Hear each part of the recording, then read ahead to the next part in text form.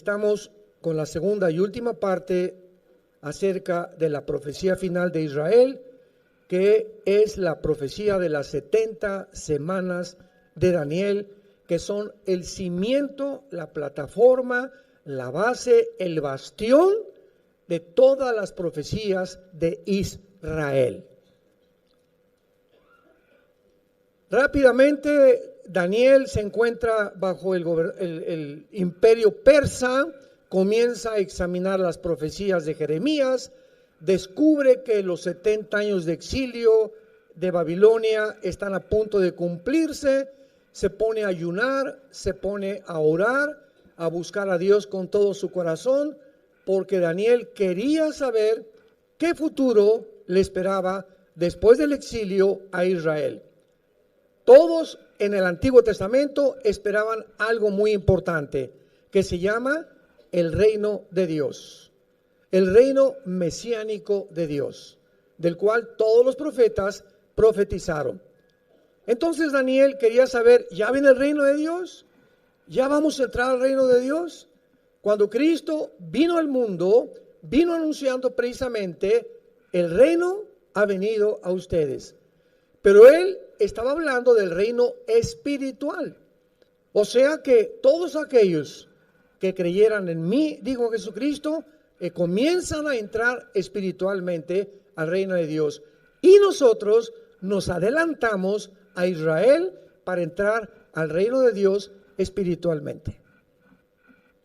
Pero también viene un reino físico que se conoce como el reino mesiánico de 1000 años, que explica todo el capítulo 20 de Apocalipsis y se conoce como el milenio. Así que si tú tienes a Cristo y yo tengo a Cristo, ya estamos en el Espíritu, en el reino de Dios. Por eso dice Efesios que ya estamos sentados con Cristo. Romanos capítulo 6, ya fuimos enterrados, cuando Cristo resucitó, resucitamos con Él. Algo que sucedió hace 2000 años. ¿Cómo es posible que el Apocalipsis haya sido escrito hace 2000 años?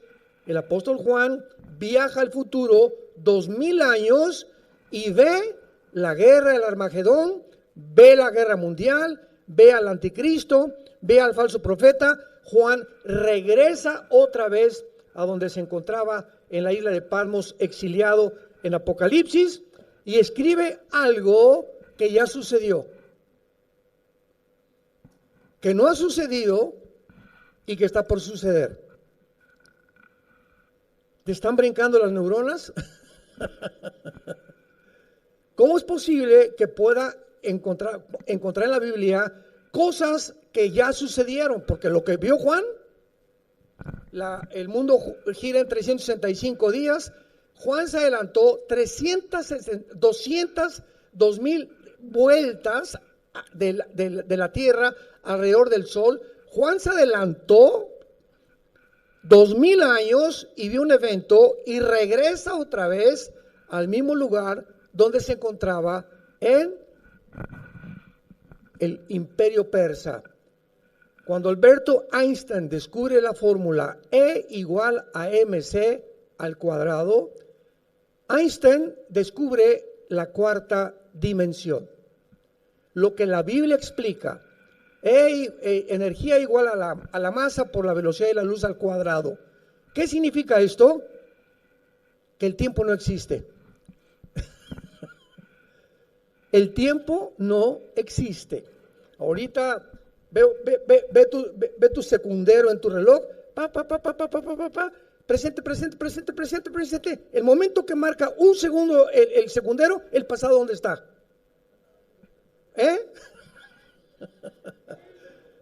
Cada vez que marca 1, 2, 3, 4, el pasado,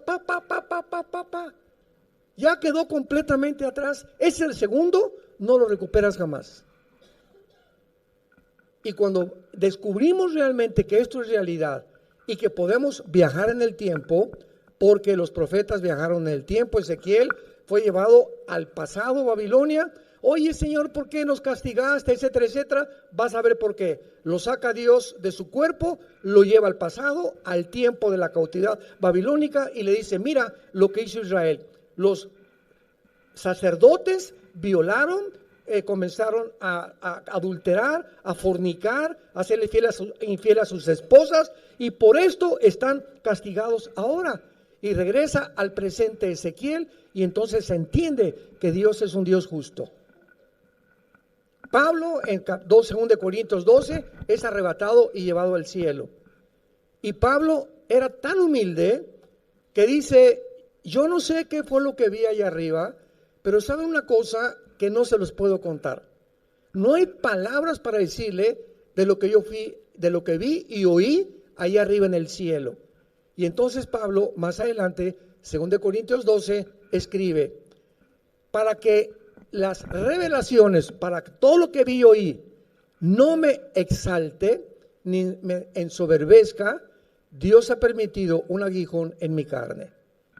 Él tenía alguna enfermedad, muchos dicen que era un problema oftalmológico de los ojos, porque en Gálatas se escribe: mirad con cuán grandes letras os escribo.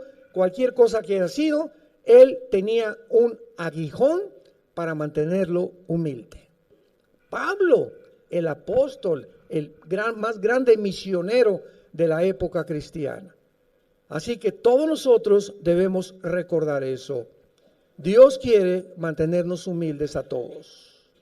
Nunca te exaltes, nunca te ensoberbezcas por el dinero, por la posición, por lo que tengas, y siempre, siempre estemos dispuestos a ayudar a los demás, a vivir a los demás.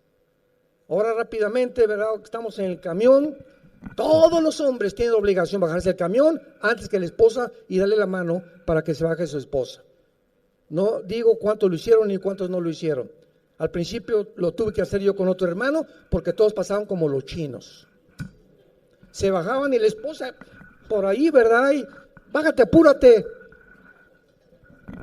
Cuando te sientes en un restaurante, le jala la silla a tu esposa, porque ellas merecen respeto, consideración y caballerosidad, que se ha perdido completamente en nosotros los varones, y tenemos que regresar al varón de Dios.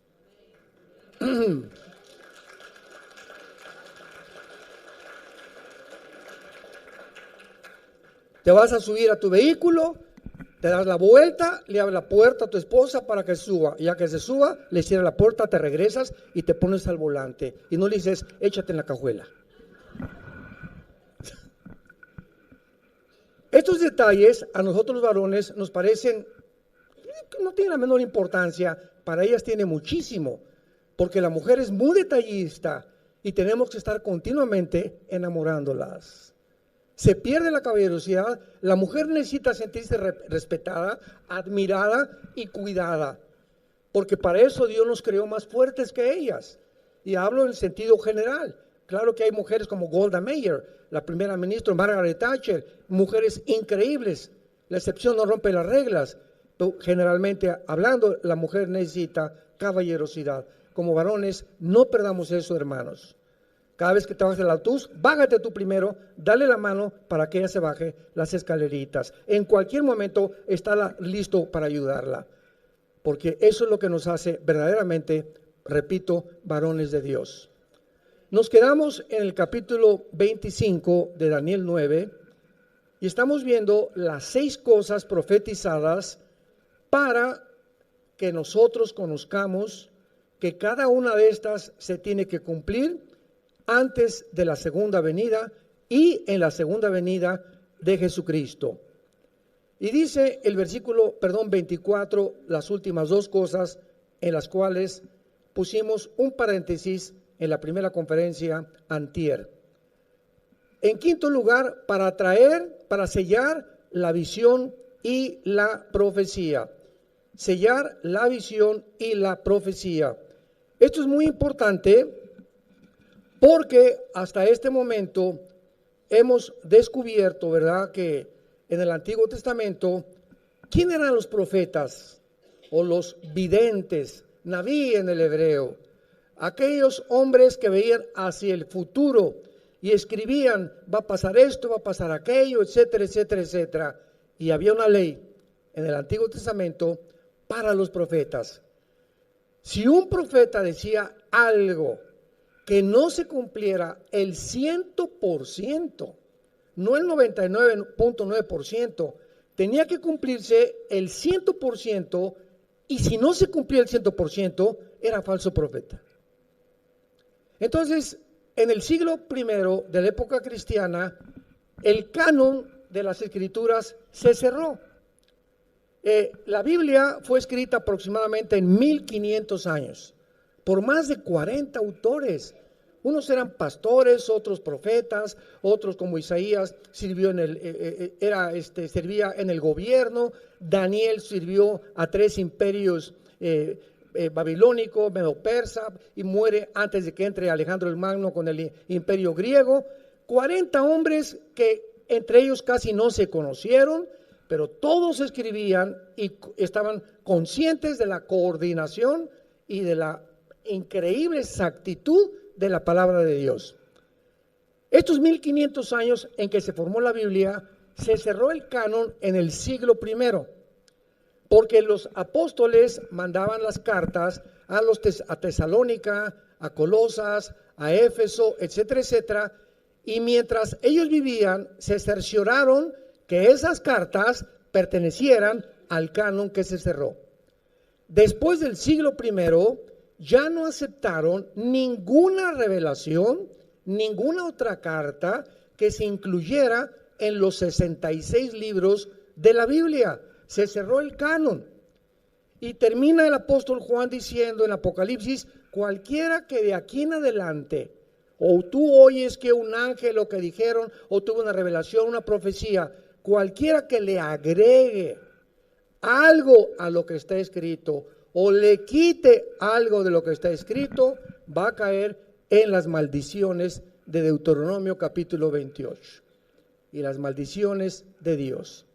Entonces entra la nueva era, el Nuevo Testamento, y entramos en la época de la apostasía, que creo que comenzó 85, 90, más o menos, un movimiento fortísimo dentro de la iglesia cristiana de apóstoles y falsos profetas, donde el rey de Ecuador va a salir este presidente, y de Cuba va a salir aquel presidente, y ahora va a venir una muchacha con un vestido rosa el domingo a la iglesia, esa va a ser tu esposa futura. Y el Señor dice que de aquí va a salir una fuente impresionante de un manantial, que esta iglesia se va a levantar y tú vas a ser más grande que Moisés. Y encontramos una barbaridad de cosas que no nos imaginamos. Y cuando oímos estas cosas, tenemos que preguntarnos: ¿conocemos la Biblia? ¿Realmente hay más profecías o la Biblia está incompleta? ¿Hay más revelaciones o la Biblia está incompleta? Ahora, hay revelaciones espirituales. Yo vengo a la Biblia y entiendo, ahora entendía esto por revelación, pero no en cuanto al futuro. No hay nada al futuro que Dios nos quiera revelar. Y así ha habido cantidad de personas en los últimos 30, 40 años que han profetizado, no se ha cumplido, han caído como falsos profetas y siguen escuchándolos millones de cristianos, por la grandísima ignorancia que vivimos de las Escrituras. Para esta hora hemos nacido, para poder trazar bien la palabra de verdad. Vemos nosotros entonces que va a ser sellada, que dice aquí, la visión y la profecía. En 1 Corintios capítulo 13, o sea, la visión y la profecía, estamos hablando de Israel, de todas las cosas que le van a suceder a Israel. 1 Corintios 13, versículo 9 en adelante. Escribe el apóstol Pablo: porque en parte conocemos y en parte profetizamos. O sea, todo aquello que vemos en la Biblia que ha sido revelado a nuestro espíritu es parcial.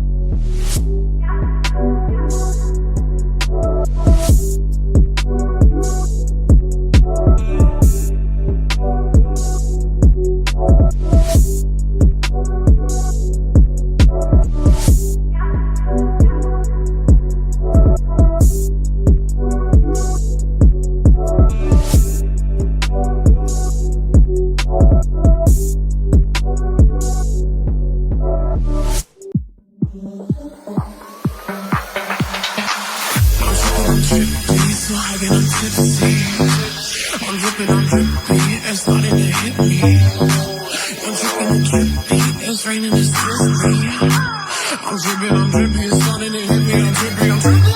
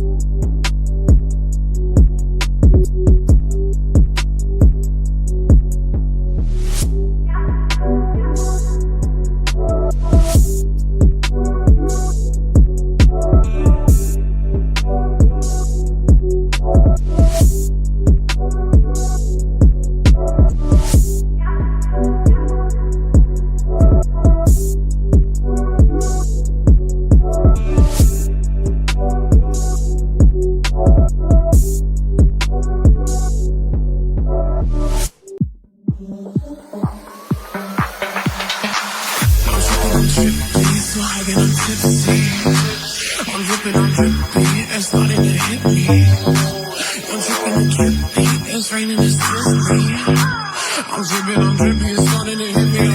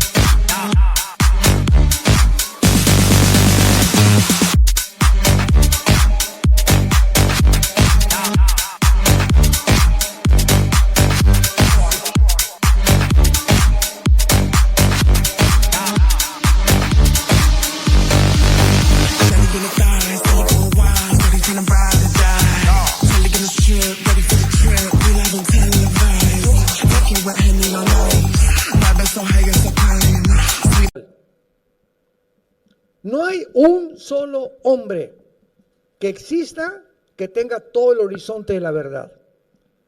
Por eso siempre habrá errores, pero no herejías. Hay un predicador grandísimo que admiro mucho en California, ¿verdad? Y que lo he seguido durante muchos años y tiene ciertas cosas que no me parecen o que me parecen que como que está exagerando o no está exagerando, y lo hago a un lado porque el 90% es alimento que a mí me gusta. Hay otro teólogo, ¿verdad? Fulano de tal, que tiene unos libros maravillosos y los he leído, etcétera, etcétera, pero es hipercalvinista, por ejemplo, que cree que algunos fueron escogidos para el cielo y otros para el infierno, lo cual no estamos de acuerdo en lo absoluto, porque no se puede negar la libertad y la responsabilidad moral que tenemos delante de Dios. Y así pasan muchas cosas. Entonces no vas a encontrar un hombre que tenga toda la verdad. Yo muchas veces he dicho cosas, ¿verdad?, que me arrepiento de haberlas dicho. Y las que realmente puedo lastimar a la gente, tengo que pedir perdón. Tenemos que humillarnos delante de Dios. Esto lo dije, sucedió creo que el año pasado. Yo dije, creo que el 28 viene Cristo. La regué, pero bien gacho, ¿verdad? Porque no lo debía haber dicho con tanto dogmatismo, que fue mi gran error. Pude haber dicho, es más o menos alrededor. Se me echaron encima como no saben. ¿Por qué? Porque mientras más figura pública eres, todo el mundo está esperando, precisamente, analizan con lupa lo que dices, para cualquier error que tengas, lo publiquen y atraer seguidores en las redes sociales. Ya se ha convertido esto en una costumbre. Y tenemos nosotros que enfrentar todo esto y darnos cuenta que es el precio que se tiene que pagar. Por eso tenemos la responsabilidad de estudiar conscientemente y responsablemente la palabra de Dios. En parte conocemos y en parte profetizamos. Mas cuando venga lo perfecto que no ha venido, entonces lo que es en parte se acabará. Cuando yo era niño, hablaba como un niño. ¿Cómo hablaba un niño? Gugu, tata, mamá, tata. Pensaba como un niño. Papá, ¿por qué los globos se suben? Papá, en el avión, ¿por qué la gente parece hormiguitas de chiquitos? Papá, ¿quién creó a Dios? Pensamos como niños. Juzgábamos como niños. Papá, si me quieres, ¿por qué me pegas? Mas cuando ya fui hombre, dejamos todos esos pensamientos y comenzamos a madurar. Ahora vemos por espejo, oscuramente. Mas entonces, o sea, cuando venga Jesús, veremos cara a cara. Ahora conozco en parte, pero entonces conoceré como fui conocido. Pero ahora permanecen la fe, la esperanza y el amor. Estos tres, pero el mayor de ellos, y lo dice el capítulo precisamente de 1 Corintios, tú puedes ser un teólogo y conocer todos los misterios, hablar en lenguas y tener poderes de lo que tú quieres. Pero si no tienes amor, ¿sabes una cosa? No eres nada.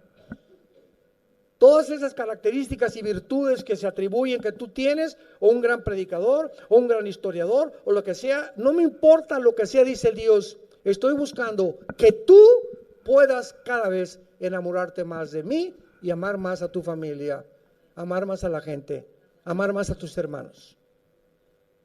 Si entramos a la iglesia, les dije, como si entramos al cine y otro al cine, las palomitas, y no me importa quién está acá, y así hay gente que entra a la iglesia o aquí en las reuniones, no ves a nadie, no saludas a nadie, no ves el que está atrás, etcétera, etcétera, porque viene solamente a complacerte, a mí.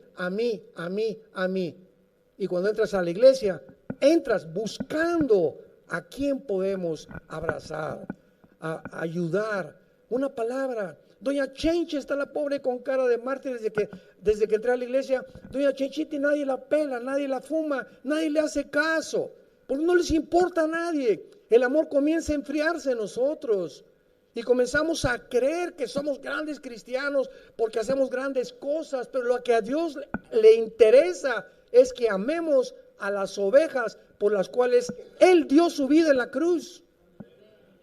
El que está junto a ti, Cristo murió por él. El que está atrás de ti, Cristo murió por él. Entra y busca siempre a quien abrazar, a quien darle una palabra, a quien los WhatsApps, ¿para qué nos sirven? Yo WhatsAppeo 100 WhatsApps a la semana. Me llegan mensajes y los comparto con toda la gente que pueda, a discípulos, etcétera, etcétera, porque siento que me edifica. Esto lo tiene que saber este hermano, y tenemos tantas personas que pienso quién puede bendecir esto, y estamos continuamente pensando, no en nosotros, en los demás. Y no te imaginas cómo vas a crecer y cómo vas a madurar y cómo vas a parecerte cada vez más a la imagen de Jesucristo. Porque finalmente cuando lleguemos al cielo, Pedro, hice 100 iglesias. Pedro, gané 400 millones de almas y construí 50 asilos y 10 orfanatorios, Pedro. Ya están listos mis regalos, etcétera, etcétera. ¿Saben ustedes cuál es la única pregunta que Dios nos va a hacer cuando lleguemos al cielo? Y lo único que le va a interesar a Dios cuando lleguemos al cielo, ¿sabes la pregunta que te va a hacer Dios a ti y a mí? Va a ser la siguiente: ¿cuánto te pareces a Jesús? Romanos 8, 29 y 28. Hemos sido conformados para parecernos a la imagen de Jesucristo. ¿Cuánto te pareces? ¿Cuánto del carácter de mi Hijo se formó en ti, que estás enfrente de mí ahora? No me digas nada de lo que ganaste, ni de lo que hiciste, ni de lo que construiste. Mi interés toda mi vida fue que mi Hijo se reprodujera en tu carácter. Regresamos entonces a Daniel y comprendemos por qué la visión va a ser sellada y la profecía, pues porque ya no se va a necesitar. Y dice finalmente, y a ungir al santo de los santos, cuando ya en el reino milenial Jesucristo sea ungido a Israel, le reconozcan como el Mesías y pueda el Mashiach Kadosh ungir al santo de los santos en el original hebreo, así dice, Mashiach Kadosh, para que pueda ya finalmente reinar universalmente. Muy bien, cuando estas 6 cosas se cumplan, y sabemos que se van a cumplir durante el tiempo de la tribulación, este es el panorama de los 490 años que Dios le revela a Daniel a través del ángel Gabriel. 490 años hay, y a continuación comienza Dios a darle a Daniel ciertas claves. Versículo 25, le dice el ángel Gabriel a Daniel, continuando con esta revelación: sabe pues y entiende que desde la salida de la orden para restaurar y edificar a Jerusalén hasta el Mesías príncipe, habrá 7 semanas y 62 semanas, o sea, 483 años. Desde que se ordene la restauración de Jerusalén hasta el Mesías habrá 483 años. Y esto es algo asombroso, porque el decreto dado para la reconstrucción de Jerusalén no fue dado hasta 100 años después de la muerte de Daniel, si lo quieres apuntar, porque esto es matemáticas cronológicas exactas bíblicamente. ¿Qué le estoy diciendo?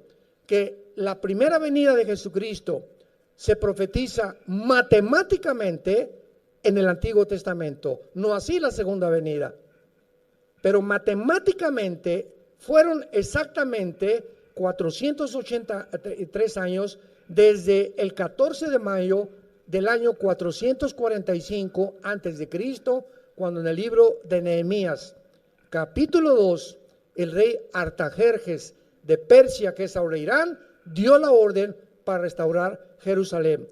Estamos hablando de 483 años, y esto es asombroso, porque vuelvo a repetir como dijimos hoy en la mañana. Pues si yo veo que un paralítico se levanta, voy a creer en Dios. Y si hubiera como Carlos Sagan, el astrónomo ateo, cuando muere le dice a su familia: yo no creo en Dios porque no hubo suficientes evidencias. Si hubiera más evidencias de creer en Dios, ¿y por qué no se nos aparece Dios y nos dice de una vez que Él es Dios para creer en Él? O sea, Él quería a su gusto un Dios. Y así está la gente. No, si yo fuera Dios haría esto. Y si no fuera Dios no permitiría que estos niños se murieran. Y si yo fuera, espérame tantito, pero sabes una cosa, descúbrelo, no eres Dios. Y sus pensamientos de Él no son tus pensamientos, ni tampoco Él actúa como tú quieres que Él actúe. No es un Dios al gusto, no es un Dios al menú. Llegas a un restaurante y quiero esto y quiero esto. Tú no puedes llegar, yo quiero un Dios así y así y así. Y si es así, así, así, voy a creer en Él. Qué equivocado estás. Cuánta soberbia intelectual de los seres humanos. Entonces, después de los 483 años, comienza la reconstrucción, y cuando Jesús entra a el Domingo de Ramos. El Domingo de Ramos se cumplen los 483 años desde el 14 de mayo del año 445 antes de Cristo, de una forma cronológica asombrosa que solo Dios lo pudo hacer. Y cuando Cristo entra a Jerusalén, Él comienza a decirle a la gente, vayamos a ver qué fue lo que expresó en Lucas 21, para que entendamos claramente que fue en esta época cuando Cristo realmente cumple esta profecía, el príncipe que ha de venir. Lucas 21, dice el versículo 24, caerán a filo de espada, serán llevados cautivos a todas las naciones, Jerusalén será hollada o pisoteada o devastada por los gentiles hasta que los tiempos de los gentiles se cumplan. Dios profetiza a través de su Hijo Jesucristo, donde nos encontramos nosotros. Los judíos no van a volver a tener el control de esta nación hasta que Jesucristo regrese. En la guerra de 1967 recuperaron parcialmente el general Moshe Dayan. Hoy en la librería del Holocausto, ¿no se asomaron a ver los libros que hay? Yo me los quería traer todos.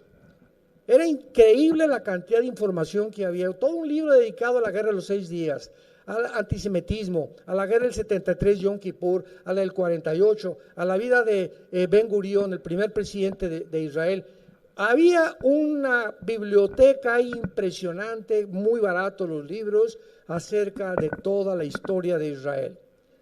Pero en 1967, Israel es rodeada otra vez, el 48, 56, 67, el junio de 1967, por 5 naciones árabes.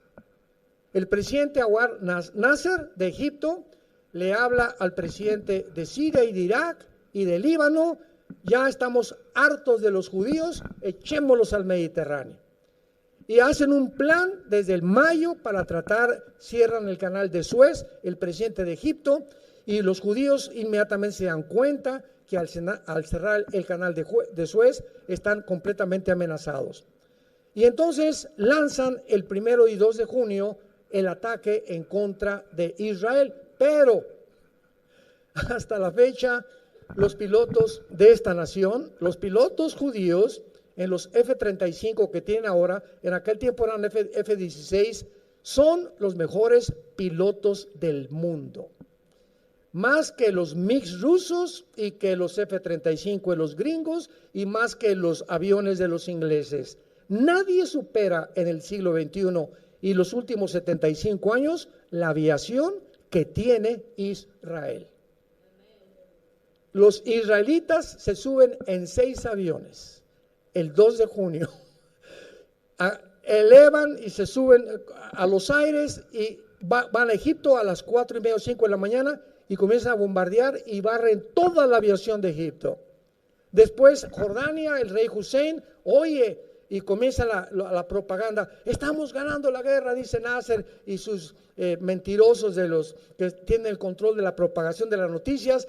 Y Jordania, el rey Hussein: pues sí, pues yo le entro, no me quiero quedar atrás de esta victoria contra los judíos. Y entra Jordania y un piloto o un sargento judío intercepta la comunicación entre Jordania y Egipto y se van contra Jordania y le acaban completamente con lo que tiene, acaban con todos los aeropuertos del Líbano, de Siria y de Egipto. Y de Egipto. Y el 6º día, como dijimos, ya no había nada que conquistar. El general Moshe Dayan entra a Jerusalén y comienza primero: Baruch Hashem Adonai Elohim, Dios bendito el que viene en el nombre del Señor. Jerusalén ya es nuestra. La península del Sinaí la conquistan, entran a Egipto, a la península del Sinaí y las colinas del Golán. ¿Se acuerdan? El mar de Galilea, que es la frontera con Siria, se apoderan de toda esa frontera en 1967. Pero pasan algunas semanas y la Liga de Naciones o las Naciones Unidas la ONU les manda un recado y les dicen: si ustedes mantienen el control de la península de Sinaí y no se salen de las colinas del Golán, va a haber una guerra peor todavía contra los musulmanes. Entonces el general Moshe Dayan se sale de la península del Sinaí y les dejan ese territorio que conquistaron. Y Jerusalén, tienen que repartir Jerusalén y les dejan la mitad, como mañana lo vamos a ver. Los muros de los lamentos es la parte que le corresponde a Israel y del lado izquierdo es del Islam. Entonces viene un acuerdo para que entreguen la mitad de Jerusalén. Y las colinas del Golán, dice el general Moshe Dayan, ni de chiste, porque el día que nos retiremos de las colinas del Golán, que es la frontera con Siria, es como si nos apuntaran con un cañón y en cualquier momento nos pueden devastar y acabar con la nación. Entonces, hasta este momento mantienen el control de las colinas del Golán, de la mitad de Jerusalén, y cuando llegan, ¿verdad?, le dan la franja de Gaza a los palestinos y el Banco Oriental en Jericó, donde tú y yo comimos hace 1 o 2 días. Esta ha sido la guerra más espectacular de todos los tiempos, porque está escrito que nadie los iba a sacar de su tierra, que Dios los había establecido. Ahora, vean ustedes también que esto es maravilloso, porque en Mateo capítulo 23, Cristo dijo estas palabras, versículo 37 al 38. Mateo 23, 37 al 38, y dice así: Jerusalén, Jerusalén, es Jesús, el Mesías, hablando, que matas a los profetas y apedreas a los que te son enviados. Escuchen muy bien estas palabras, hermanos. ¿Cuántas veces quise juntar a tus hijos como a la gallina, juntar a sus polluelos debajo de las alas, y no quisiste? He aquí, vuestra casa os es dejada desierta.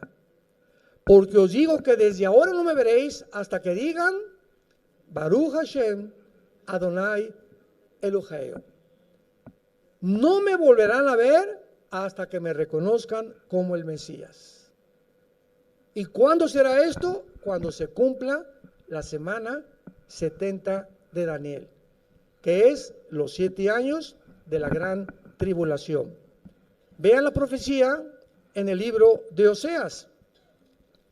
En el libro de Oseas, que está junto a Daniel, vean ustedes qué profecía en el capítulo 3 de Oseas se hizo 700 años antes de Cristo. Oseas 3, versículo 4. Porque muchos días estarán los hijos de Israel sin rey, sin príncipe, sin sacrificio, sin estatua, sin efod y sin terafines. Cristo muere, les dice: van a quedar desiertos, no me vuelven a ver. Yo me regreso al Padre y no voy a regresar hasta que cuando regrese ustedes sepan y me reconozcan que yo soy el Mesías. Entonces Cristo se va al cielo y Dios forma la iglesia y Israel queda ahorita bajo el juicio de Dios. Actualmente Israel no es la nación de Dios. En Cristo no hay judío, ni griego, ni italiano, ni español, ni mexicano. Ahora me decía nuestro guía, entonces el judío, ¿qué es actualmente? Digo, los que se acepten como el Mesías forman parte de la iglesia. Y la iglesia está formada actualmente por judíos mesiánicos que han aceptado a Jesús. Un judío ahorita que acepta a Jesús forma parte de la iglesia. Como el capitán del barco en Galilea, que se presentó y dijo que él creía en el Mesías, es judío, él forma parte de nosotros, de la iglesia. Así que nosotros, me preguntaron también, ¿y por qué no te haces tú judío? Le digo, porque ya lo somos. ¿Cómo que ya son ustedes judíos? Sí, porque la palabra judío significa el que alaba. Y Jesús dijo, Dios mi Padre busca a los que le alaban y adoran en espíritu y en verdad. Y ahora la iglesia somos los únicos que alabamos a Dios en espíritu y en verdad. Somos los verdaderos judíos. Espiritualmente, no tengo que hacer un juramento al judaísmo ni ponerme la kipá para poder identificarme con Israel. Dios sabe quiénes somos nosotros, pero Pero hemos dicho y nos hemos cansado, Dios no ha acabado con Israel. Viene por ellos y todo esto que estamos haciendo, visitando y llenando esta tierra con todo aquí, con los cristianos, no se imaginan el testimonio que estamos dando, principalmente a los guías. Están asombrados los guías que sabemos más de teología que ellos. Ellos son expertos en historia y en arqueología y paleontología, antropología, y qué bárbaro, qué lecciones. Hemos recibido lecciones gratuitas, ahora sí, ¿verdad? Incluidas en el viaje, una lección de un maestro todos los días. Yo no me canso de ir, Isaac, cuánto conocimiento tienen por el amor de Dios, pero no pueden meterse a la teología porque aún las vendas no se les caen de sus ojos y no entienden muchas cosas que nosotros hemos comenzado a entender. Regresamos a Daniel y en penúltimo lugar dice la Biblia que después de que las murallas sean reconstruidas, se cumplan los 483 años, versículo 26. Y después de las 62 semanas, se quitará la vida al Mesías. Profetizado 600 años antes de Cristo. Daniel vivió en el año 680, 683 antes de Cristo. Y dice, mas no por sí. Y el pueblo de un príncipe que ha de venir, destruirá la ciudad y el santuario. Y su fin será con inundación hasta el fin de la guerra. Durarán las devastaciones. Y por otra semana, aquí está, la última semana, los últimos 7 años para que se acaben de cumplir los 490 años o las 70 semanas de la profecía. 7 por 7 son semanas de años, 490 años. Ya se cumplieron 483 y quedó una semana pendiente, que es esta semana. Y esta semana, ¿quién es el que la va a confirmar? El príncipe que ha de venir, que es el anticristo. En el momento que el anticristo confirme, y vean qué interesante lo que dice, el príncipe que ha de venir destruirá la ciudad y el santuario, su fin será con inundación, y por otra semana confirmará. ¡Qué tremendo! No dice y por otra semana va a firmar. O sea, el anticristo va a confirmar un pacto. A confirmar significa que ya existía. Abran los oídos. ¿Se acuerdan los acuerdos de Oslo en España? Y después se fueron a España, se fueron a Noruega, se fueron a los países escandinavos buscando la solución entre Bill Clinton. Hay una foto de Bill Clinton con Isaac Rabin y Yasser Arafat, que fundó el Partido para la Liberación de la Palestina, ¿verdad? Que fue el terrorista número 1 del siglo XX, etcétera, etcétera. Todos han fracasado. Y el presidente Trump, por primera vez en la historia, las únicas naciones árabes que estaban en paz con Israel eran Jordania y Egipto, desde hace 45, casi 50 años. Y después de casi 45, 50 años, cuando entra el presidente Trump invita por primera vez a las naciones árabes para que formen parte del acuerdo de Abraham. E inmediatamente lo confirman los Emiratos Árabes, Bahrein, Marruecos, etcétera, etcétera. Y entran bajo Israel y la protección de Israel 4 naciones árabes, algo inconcebible. ¿Cómo ahora los árabes, enemigos de Israel, están pidiéndole ayuda a Israel, quedar bajo su paraguas? Bueno, porque Irán bombardeó hace 2 años algunos pozos petroleros, los judíos bombardearon algunos pozos petroleros, Irán bombardea algunos pozos petroleros de Arabia Saudita, y los árabes dicen, si ahora el presidente Biden ya no nos ayuda, ¿quién nos va a ayudar? Y Arabia Saudita no le quiere entrar porque es la nación más poderosa de la península arábica, porque Arabia Saudita dice lo siguiente: mientras Israel no le permita a los palestinos formar un estado dentro de Israel, un estado palestino y un estado de Israel, no vamos a tener relaciones con Israel.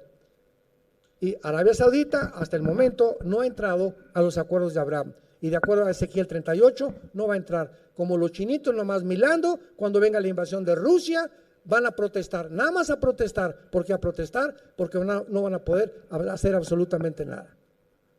Todo está escrito.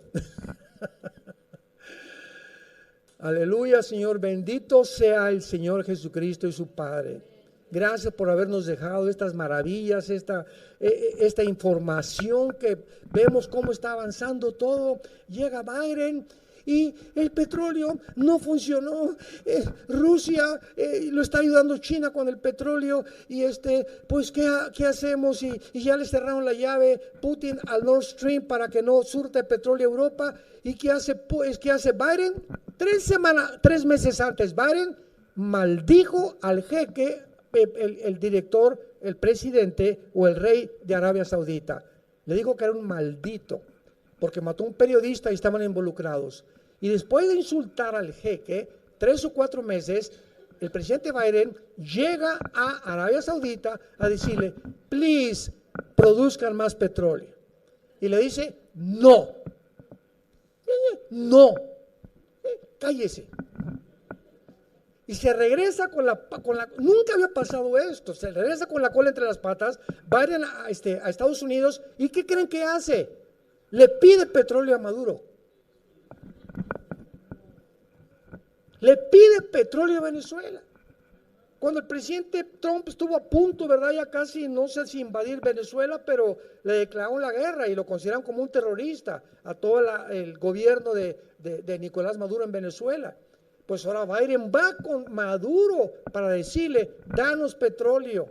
O sea, haciendo la vergüenza, se sale de Afganistán ante una vergüenza impresionante. Dejen a Afganistán al presidente Biden 7-8 billones de dólares de tanques de guerra, de municiones, de ametralladoras, de pistolas. ¿Por qué? Por el miedo que pudiera hacer Afganistán. Y en 2 días, la embajada de Afganistán se quedan atrapados todo el personal y Biden no hace nada por sacarlos. Comienzan a sacar aviones, los afganos quieren huir y comienzan a cerrar todo Afganistán y dejan el ejército y todos los tanques y todo el armamento ante la vergüenza del mundo entero. Estados Unidos está condenado y está bajo el juicio de Dios. Y esto es lo que va a suceder. ¿Por qué? Porque ha llegado a su fin, a una crisis política, económica, pero principalmente moral.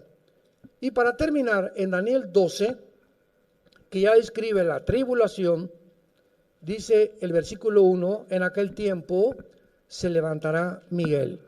¿En qué tiempo? Todo el capítulo 11 del versículo 38 al 45 describe las guerras del anticristo en el Medio Oriente. Por eso dice el capítulo 12, en aquel tiempo, o sea, conectando con el tiempo que se acaba de describir. Se levantará Miguel. Ustedes saben que el arcángel Miguel es el arcángel de Israel, ¿verdad? ¿Sabían? Es el arcángel que cuida esta nación. El mero jefe de todos los billones de ángeles del universo, Miguel, cuida la nación de Israel. ¿Habrá alguien que cuide Toluca o México? Y se dice, se levantará Miguel, el gran príncipe que está de parte de los hijos de tu pueblo. Ahí está, se le confirma a Daniel, y será tiempo de angustia. O sea, Miguel se va a levantar en el tiempo de la semana 70 de la tribulación, y en Apocalipsis 12 dice, y habrá una guerra en el cielo entre Satanás y sus ángeles y Miguel y sus ángeles. Y ya no prevalecerán, serán arrojados del cielo a la tierra y vendrá Satanás con gran ira tratando de destruir finalmente a la nación de Israel. Y va a fracasar, porque jamás volverá a destruir nadie ni nada a Israel. Porque así Jehová lo ha dicho. Y finalmente dice el versículo 3, los entendidos resplandecerán como el resplandor del firmamento, los que enseñan la justicia a la multitud como las estrellas a perpetua eternidad.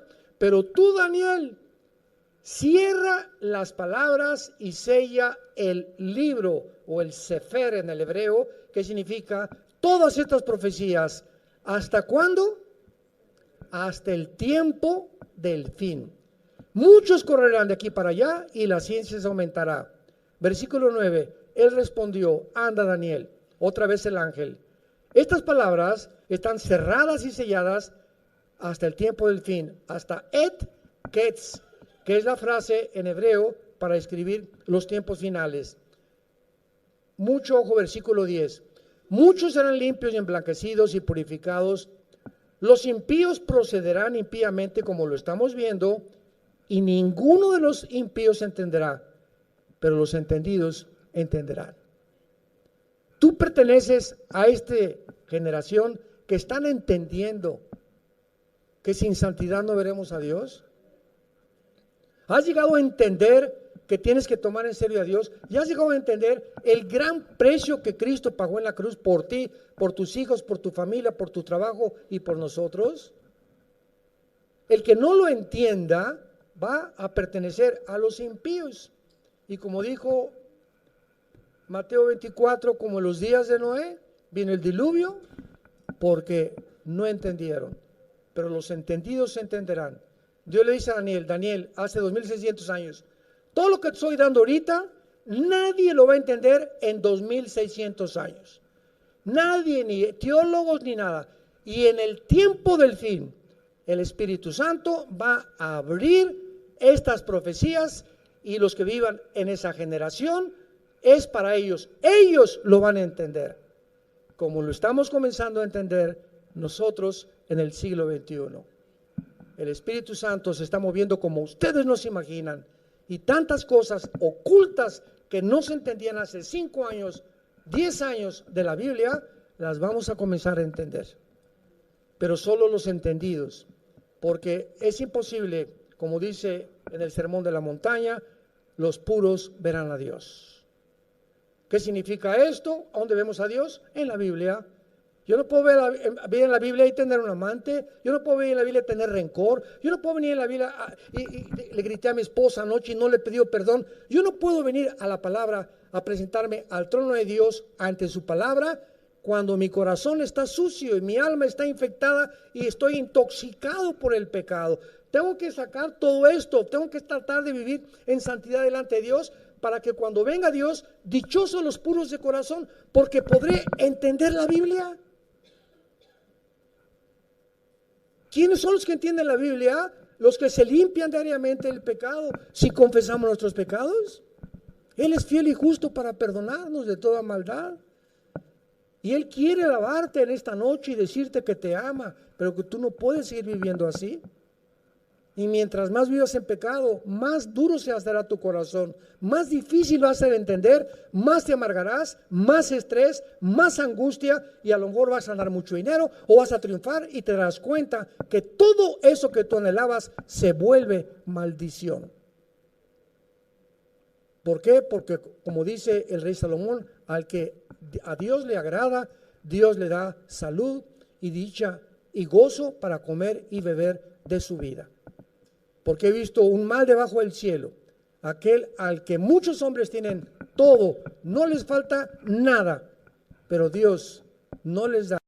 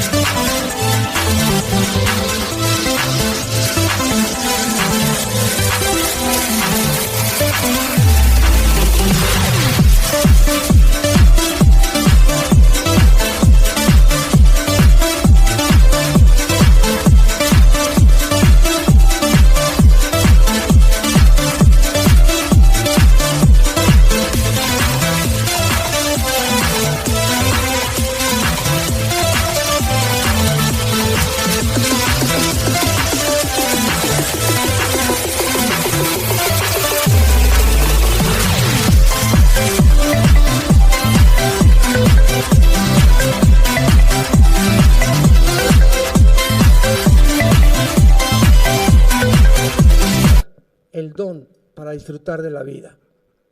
¿En qué categoría te encuentras tú? ¿No quisieran muchos de ustedes que tal vez no tienen a Jesucristo en esta noche, venir a la cruz. Yo te invito a que te arrepientas de tus pecados en esta noche. Le pidas perdón a Dios por tu vida y le digas que entre a tu vida como tu Señor y como tu Salvador antes que regrese a México, a Chile, a Argentina, mañana o el sábado. Y en el muro de los lamentos verás cantidad de judíos mañana pidiéndole, ¿verdad? Metiéndole papelitos ahí a Dios. Ven por favor, pidiéndole que venga el Mesías. Ellos quedaron ciegos cuando el Mesías estuvo enfrente de ellos. No lo reconocieron. Esta noche el Mesías te ha sido presentado. ¿Lo puedes ver? ¿Puedes discernir qué es la Biblia a través del Espíritu Santo, que es Dios el que te está hablando? Si lo puedes hacer, dichoso seas. Inclinemos la cabeza. Te damos gracias, Señor, por tu palabra. Bendito sea el Dios y Padre de Jesucristo nuestro Señor, que nos ha hecho renacer para una esperanza viva por medio de la resurrección de su Hijo Jesucristo entre los muertos. Gracias, Señor, porque no hay nada perverso ni torcido en tu palabra. Toda ella es recta al que entiende, razonable a los que han alcanzado la sabiduría. En esta mañana, en esta noche, Dios te ha hablado a través de la Biblia, diciéndote que eres pecador y que si tú mueres en pecado, la condenación eterna te está esperando.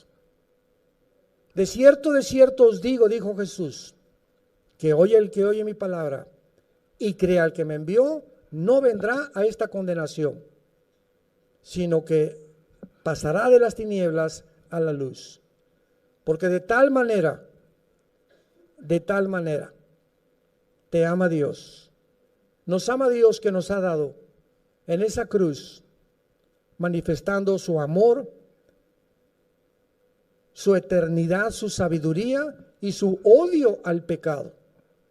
Es tan grande el odio que tiene Dios contra el pecado que no perdonó a su Hijo Jesucristo.